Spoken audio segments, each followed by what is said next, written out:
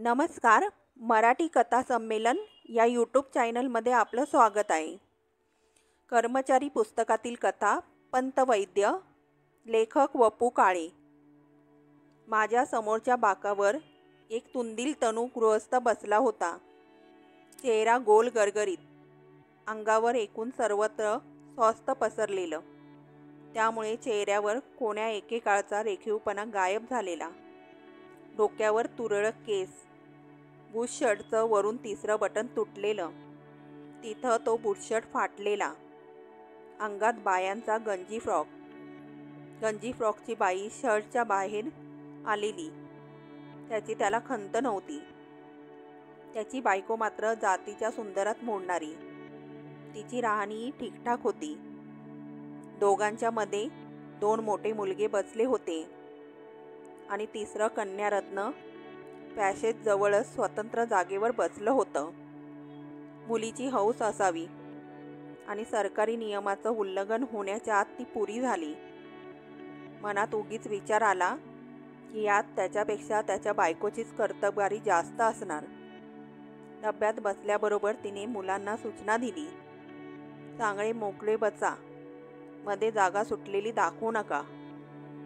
आणि पाठोपाठ नवरा हे 4थं मूल असावं त्याप्रमाणे ती म्हणाली, नीट बसाओ. तो गबाळ्याप्रमाणे हसला. त्या माणसाच्या एकूण बसण्याच्या पद्धतीवरून मी त्याचं संसारातलं स्थान ओळखलं. संगीत नाटकात पहिल्या सांघिक नांदीतच खरा गायक कोण आणि नुसतं ध्रुपद आवडणारे कोण हे जसं कळतं तसं मला आता कळलं. त्याचा मोठा मुलगा 14-15 वर्षाचा असावा, दुसरा 13 किंवा 12 आणि मुलगी 9 किंवा 10. एकूण सगळा उरक 5 वर्षातला होता. मोठा मुलगा एकदम तरतरीत होता, आईच्या वळणावर गेला असावा. दुसऱ्या मुलाने बापाची कड घेतली होती. मुलगी पुन्हा आईकडे झुकली होती. मधला मुलगा काहीतरी प्रश्न विचारित होता. बापापर्यंत तो प्रश्न पोचायच्या आत तो तरतरीत मुलगा उत्तर देऊन टाकायचा. आणि असं हे चालतो असतानाच उभ्या राहिलेल्या एका माणसाने तोंड वेगाडलं. त्याबरोबर तो कुटुंब प्रमुख सरकून बसला. मधली मुलं 6-7 इंचांनी आईच्या बाजूला सरकली. अकारण कुणीतरी खेटल्यावर खिडकीतून बाहेर पाहणाऱ्या त्या माऊलीने झटकन आत पाहिलं. झालेला प्रकार तिने जाणला. नवऱ्याशी बोलण्यात अर्थ नसल्याचं तिला माहीत होतं. ती त्या अनाहूत माणसाला म्हणाली, तुम क्यों घुसते हो, चलो उठो. बाई, हम तो जाने वाले हैं, रहने को नहीं आया. वो हमको मालूम नहीं, हमें जागा रिजर्व किया है. तो ठीक है, हम तुम्हारी जागा नहीं लेते. उपयोग नव्हता तरी तिने नवऱ्याकडे मोर्चा वळवला. तुम्ही त्याला कसं बसू दिलं तो नुसता हसला. मग ती मुलाला म्हणाली, 4 तास रांगेत तू रखडलास, आता बाजूला का सरकलास? प्रौढत्व आल्याप्रमाणे तो म्हणाला, आई, बाबा असं नेहमीच करतात. तुला आता ओरडून काय मिळणार आहे? रिवाजाप्रमाणे मध्येच तिकीट चेकर आला. मधल्या मुलाच्या वयाचा प्रश्न निघाला. चेकर म्हणाला, इनका पूरा तिकीट निकालना पडेगा. असं म्हणत त्याने रिसीट बुकाला हातही घातला. ठहरो, हम ज़्यादा पैसा नहीं देंगे. बच्चा 11 बरस का है, ती बाई म्हणाली. तो गृहस्थ शांतत होता. 13 बरस का दिखता है. वो क्या हमारा कसूर है क्या? तुम भी 50 साल के दिखते हो. ह्या सरबत्तीवर टीसी आवाक झाला. त्याला काही सुचेना. डब्यातली माणसं हसायला लागण्याने तो आणखीन चवताळला. डब्यातली माणसं काहीतरी घडणार ह्या अपेक्षेने एकदम ताजीतवाने झाली. भाई साहब, पैसा निकालो, मिलेगा नहीं. बच्चा 11 बरस का है. घर पे आओ और बर्थ सर्टिफिकेट देख के जाओ. हम यहाँ से जाएंगे नहीं. जिंदगी भर खडे रहो. एवढं बोलून विषय संपल्याप्रमाणे ती बाहेर पाहत बसली. चेकर निघून गेला.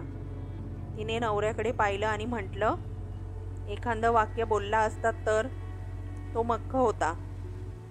कर्जत स्टेशनवर वडे आणण्यासाठी मुलगा निघाला. भाऊ म्हणाला, तू जाऊ नकोस, गाडी सुटली तर बाबा जातील. आई म्हणाली, नको, त्यालाच जाऊ दे. गाडी सुटली तर तो पळत पळत पकडेल तरी. तुझे बाबा नुसतेच गाडीकडे पाहत राहतील. वडे त्या मोठ्या मुलाने आणले. दादरला हमालाला हाक मारण्यापासूनची सगळी कामं ह्या चौघांनी केली. तो गृहस्थ एखाद्या होल्डालसारखा स्वस्त शांत होता. हा गृहस्थ कायम आपल्या लक्षात राहणार असं म्हणत मी खाली उतरलो. तो गृहस्थ कायम लक्षात राहील असं वाटलं होतं, पण मी त्याला विसरलो. घरी आल्यावर आम्ही एकदा चर्चा केली, पण त्यात तसा अर्थ नव्हता. चर्चा म्हणजे तरी काय, तर बायकोनं विचारलं, या माणसाच्या बायकोसारखी खमकी बाई तुम्हाला मिळली असती तर तुम्ही काय केलं असतं? हो, प्रत्येक पुरुषाच्या बायकोला असं वाटतं की आपण फार सहनशील, साध्या भोळ्या, मूकपणाने संसारातले फटके खाणारे आहोत आणि आपला नवरा एकदम इबलीस आहे. त्याला जहाबाज बायको मिळणं फार जरुरीचं होतं. वास्तविक प्रत्येक बाई स्वतःच्या नवऱ्याशी यथास्थित खंबीरपणाने सावधगिरीने संसार करीत असते, तरी दुसरी बाई तिला फटकळ वाटते. नवऱ्याचा मान न सांभाळणारी दिसते आणि तिला वाटतं की ही अशी बाई आपल्या नवऱ्याला मिळायला हवी होती. आजही तेच झालं. तो तुंदील तनु गृहस्थ तिला मूर्ख दुर्बळ न वाटता सहनशील वाटला. माझी रजा संपायच्या आदल्या दिवशी लेले मला भेटायला आला. मी आणखीन रजा वाढवणार आहे का याचा शोध घेण्यासाठी आला होता. तसा विचार नसल्याचं मी त्याला सांगितलं. इकडल्या तिकडल्या गप्पा मारल्यावर तो निघाला. जाता जाता तो म्हणाला, आपल्या ब्रँचला एक धमाल माणूस आलाय. कोण? नवा हेड क्लार्क, पंतवैद्य. कुछ खास? मूर्ती बघच प्रत्यक्ष. ऑफिसात गेलो आणि पाहिलं तर तीच व्यक्ती. तसा ढगळ पुशर्ट, गंजी फ्रॉकची बाहेर लोंबणारी बाही, फरक इतकाच, शर्टला सगळी बटणं होती. मी ओळख दिली नाही, झालेली नव्हतीच, पण तरी कुठंतरी पहिल्याचे भावही दर्शविले नाहीत. झक्कास मांडी घालून तो खुर्चीत बसला होता. समोर फाईलीचे ढिगारे पडलेले होते. टेबलाचा उघडलेला ड्रॉवर उघडाच होता. बाहेर पडताना त्याचं टोक त्याच्याच मांडीला लागणार होतं. सर्व अवतारात भर म्हणजे डोळ्याला जाड भिंगाचा चष्मा होता. तो नाकावर सरकला होता. टेबलाच्या काठापर्यंत पेन्सिल घरंगळत जाऊनही काठाजवळ अडकून थांबावी तसा तो चष्मा नाकाच्या टोकापाशी थांबला होता. आपण झडून झडून पुढं व्हावं आणि तो व्यवस्थित डोळ्यापाशी चढवावा असं 10 वेळा वाटलं. अर्थात तसं मी काही केलं नाही. मनात ह्या प्रकारचे येणारे विचार पूर्ण करण्याचं स्वातंत्र्य जर माणसाला असतं तर नोकरी सोडून मला काय काय करावं लागलं असतं. हिप्पीसारखे केस वाढवणाऱ्या मुलाचे केस कापावेसे वाटले असते. मुद्दाम पदर घसरणाऱ्या बायकांचे पदर खांद्यावर ठोकावे लागले असते. सिनेमाची वाह्यात पोस्टर रस्तोरस्ती भटकून उलटी करून ठेवावी लागली असती. मोठ्यांदा लाऊडस्पीकर लावून सार्वजनिक पूजा करणाऱ्या मंडळींचे स्पीकर बंद करावे लागले असते. छे, एकूण काम फारच वाढलं असतं. त्यापेक्षा सहनशक्ती वाढवावी आणि पंतवैद्यांच्या चष्म्यातून अत्याचार घडणाऱ्या सर्व गोष्टी शांत चित्ताने पाहत राहाव्यात. मधला एक पर्याय होता जो मला माहीत नव्हता, पण आमच्या ऑफिसातल्या इतर सर्वांना माहीत होता. पंतवैद्याच्या रूपाने एक रिक्रिएशन सेंटरच आमच्या खात्याकडे चालून आलं होतं. पहिले काही दिवस त्याला आजमावण्यात गेले होते आणि मी कामावर हजर होईतो सगळे कसे मॅच्युअर्ड झाले होते. पंतवैद्याला चिडवून बेजार करणं हा सगळ्यांचा छंद झाला होता. त्याला सतवण्याचे रोज नवे नवे पर्याय प्रत्येकजण शोधायचा. कुणी नवा पर्याय सुचवला की त्याला स्पेशल चहाचं बक्षीस देण्यात यायचं. पंतवैद्याच्या ड्रॉवरमध्ये सावट चित्रांचं पुस्तक ठेवून त्याची प्रतिक्रिया पाहायची. तो मांडी घालून बसला की त्याची चप्पल पळवायची. त्याच्या हनीमूनची हकीकत त्याच्याकडून वारंवार ऐकायची. 1 ना 2 बरं, तोही सगळे किस्से रंगवून बावळटपणाने सांगायचा. चेष्टा करायला मुद्दा तोच पुरायचा. एकदा नालनने त्याला सिनेमाच्या तिकिटाचा गठ्ठा दाखवला. ती तिकीटं वापरलेली होती. ऑफिस सुटताच सगळ्यांनी पंतवैद्याला गाठलं आणि रविवारी दुपारी रिगलवर बोलवलं.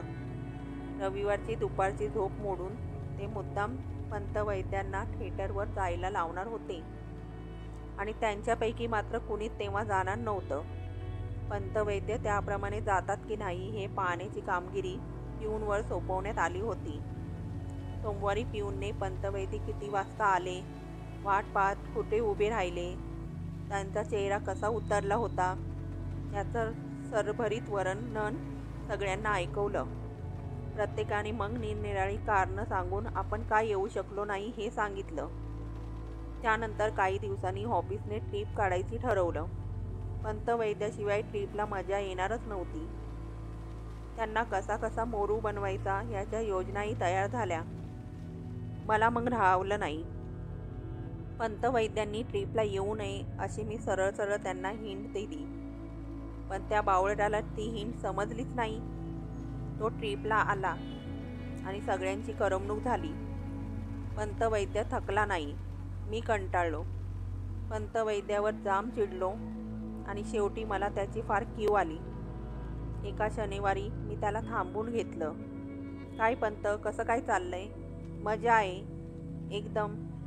मग आपल्याला काय कमी आहे? नोकरी आहे, संसार आहे, 3 मुलं आहेत, दादरसारख्या मध्यवर्ती वस्तीत राहतोय, तुमच्यासारखे मित्र आहेत, काय कमी आहे? पंत, तुम्ही खरंच मजेत आहात? आहे ना? का मी मजेत नाही असं कधी माझ्या चेहऱ्यावरून वाटलं तुम्हाला? तुम्ही चेहऱ्यावर तसं दाखवत नसाल. पंतवैद्य जरा थांबला. त्यातल्या त्यात नीट बसला. शर्टच्या बाईच्या बाहेर डोकवणारी गंजी फ्रॉकची बाई त्याने आत लोटली. म्हणजे ते त्याला जाणवत असायचं तर. डोक्यावरच्या तुरळक केसांवरून हात फिरवीत तो म्हणाला, तसं मी चेहऱ्यावर काहीच दिसू देत नाही. मी त्याच्याकडे पाहत राहिलो. तो संत स्वरात म्हणाला, पुणे मुंबई प्रवास आपण समोरासमोर बसून केला, आठवतं? मी तुम्हाला त्यांची ओळख दिली. मी मान हलवीत म्हणालो, नाही दिलीत. पण का? That is my nature. मी गप्प राहिलो. मला संभाषण वाढवता येईना. तेवढ्यात पंतवैद्याने विचारलं, तुमचं काय काम होतं? तुम्हाला काही सांगायचं होतं? सांगून टाका. तुम्ही ह्या खात्यातून बदली मागून घ्या. कशा करता? इथलं वातावरण चांगलं नाही. सरकारी नोकरीत तुम्ही चांगल्या वातावरणाची अपेक्षा बाळगून आहात. मी थांबत थांबत म्हणालो, वातावरण म्हणजे अगदी वातावरणच असं नाही, म्हणजे माणसं. पंतवैद्य मध्येच म्हणाला. मी कबुली दिली. पंतवैद्य म्हणाला, माणसं सगळीकडे सारखीच असतात, कुठेही जा. त्या बॅचला हाच अनुभव. यापेक्षा भयंकर. बदली मुद्दाम मागितलीत मी आणि माणसांना भिवून? मुळीच नाही. राहिलं म्हणजे ती जास्तच मागे लागतात. चिडलं तर जास्तच छळतात. म्हणून तुम्ही चिडत नाही? असं नाही, मला चिडत येत नाही. ते तुम्हाला, त्यामुळे मी थांबलो. पुढच्या विशेषणाचा मला उच्चार करवेना. तो मात्र तयारीत होता. चर्चा करायच्या मूडमध्ये होता. तो म्हणाला, बावळट म्हणतात. मी मान हलवली. मला त्या सगळ्यांची कीव येते. दया, सहानुभूती वाटते. पोटार्थी जीव सगळे, गांजलेले, नाडलेले, कॉम्प्रोमाइज करत जगतात. मन रमवण्याचं साधन शोधतात कुठेतरी. At somebody else a cost. तसं कधी कधी होत असेल, तेही न ठरवता. आपण ते मनावर घ्यायचं नाही. उपद्रव झाला तरी? कसला आला उपद्रव? रविवारी भर दुपारी तुम्हाला रिगलपाशी रखडावं नाही लागलं? पंतवैद्य झकासपैकी हसला. मी पाहत राहिलो. पंतवैद्य म्हणाला, आपला देश मुळात इतका दरिद्र आहे की माणसं फार थोड्या किमतीत विकत घेता येतात. तरी मला पत्ता लागेना. ऑफिसच्या पिऊनला रुपया टेकवला. त्याने झकात सापा टोकल्या की नाही सोमवारी? पंतवैद्याला मनापासून शेकहँड करीत मी म्हणालो, ग्रेट. माझ्या बावळटपणाची टवाळी होते खरी, पण ती काही माझ्या अंगाला चिकटत नाही. तेवढी एक गोष्ट मी सहन करू शकतो, त्यामुळे सुखात आहे. आपल्या बावळटपणाचे घरी आणि दारी नगारे वाजतात. आपलं लाईफ त्यापायी आरामात जातं आहे. पंतवैद्यांचं प्रत्येक विधान माझा गोंधळ आणि कुतूहल वाढवित होतं. तोही हुरूपाने सांगत होता, बावळट ठरल्यामुळे कोणतंही महत्त्वाचं दगदगीचं काम आपल्याला कुणी सांगत नाही. घरी बायको पण सांगत नाही आणि ऑफिसात साहेब पण सांगत नाही. थोडंसं खरं असेल हे, पण तुम्हाला मग प्रमोशन कशी मिळतात? माझी कीव करत पंतवैद्य म्हणाले, ही सरकारी नोकरी आहे हे विसरलात. प्रमोशन वगैरे सगळं व्यवस्थित मिळेल. ऑफिस सुपरिटेंड झाल्याशिवाय मी रिटायर होत नाही, एवढं नक्की. काम न करता हे घडू शकतं? सरकारी नोकरीत माणूस लायक आहे की नाही, ह्यापेक्षा तो नालायक आहे की नाही हे ठरवायला जास्त वेळ लागतो. नालायक ठरेपर्यंत आपण परमनंट होऊन मॅक्झिममला पोचतो आणि तेव्हा ऑफिसात वांदे नाहीत. केव्हा तरी एक्सपोज झालं तर अशक्य. हाताखालची माणसं धावून धावून मदत करतात. ती आपली टिंगल टवाळी करतात, पण त्याच वेळी प्रोटेक्ट पण करतात. करमणूक कर भरतात असं मी मनात म्हणतो. That's way I am wanted everywhere. Trip असो, कार्य असो, गॅदरिंग असो, Pantvaidya is wanted all the time. इकडे येण्यापूर्वी के वॉर्ड ऑफिसचं गॅदरिंग झालं. मला 19 फिशपॉन्ड मिळाले. टाळ्याच टाळ्या. माणसं असं प्रेम करतात. पंतवैद्य मनापासून बोलतोय की आत्ताही नाटक करतोय? त्याला हा सगळा खरा गौरव वाटतोय की आणखी काही विचार? त्यामागे काही कळेना. तो पुढे म्हणाला, घरी तर मी राजासारखा असतो. मी हा असा बावळट ठरल्याने पुढाकार घेऊन बायको सगळी कामं करते. मुलं त्यापायी तरबेज झाली आहेत.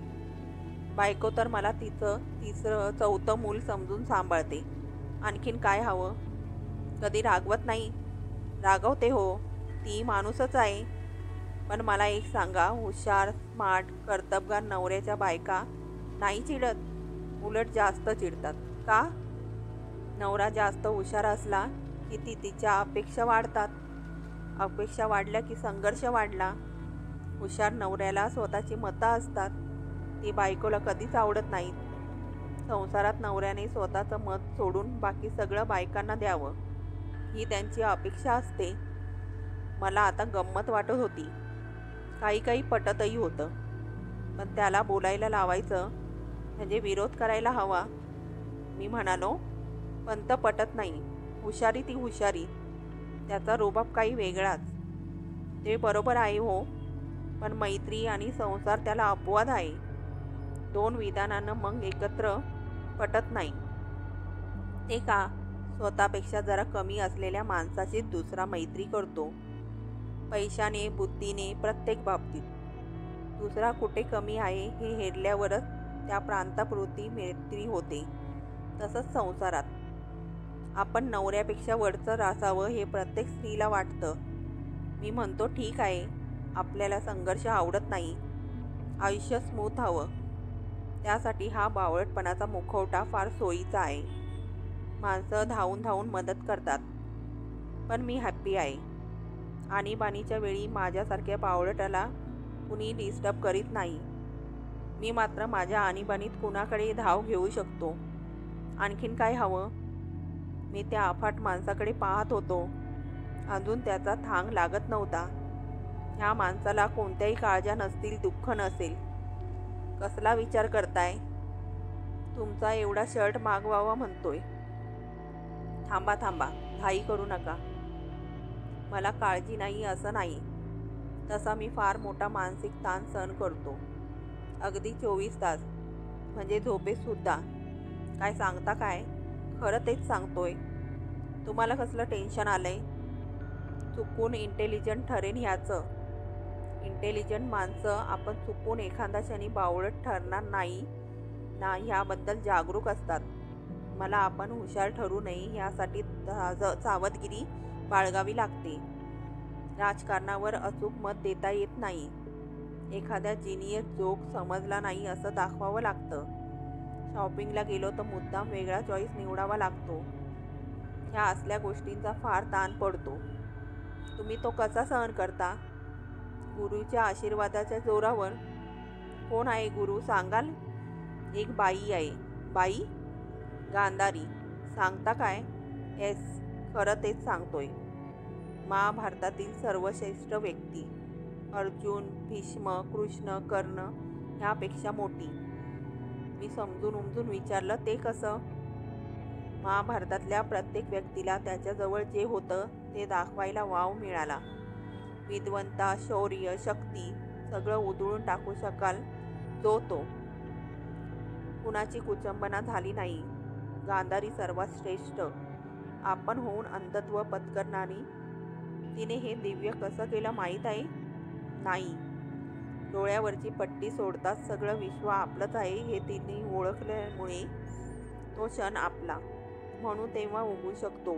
या आधारावर. आम्ही त्याच आधारावर आहोत. हा मुखवटा टाकायची खोटी आहे.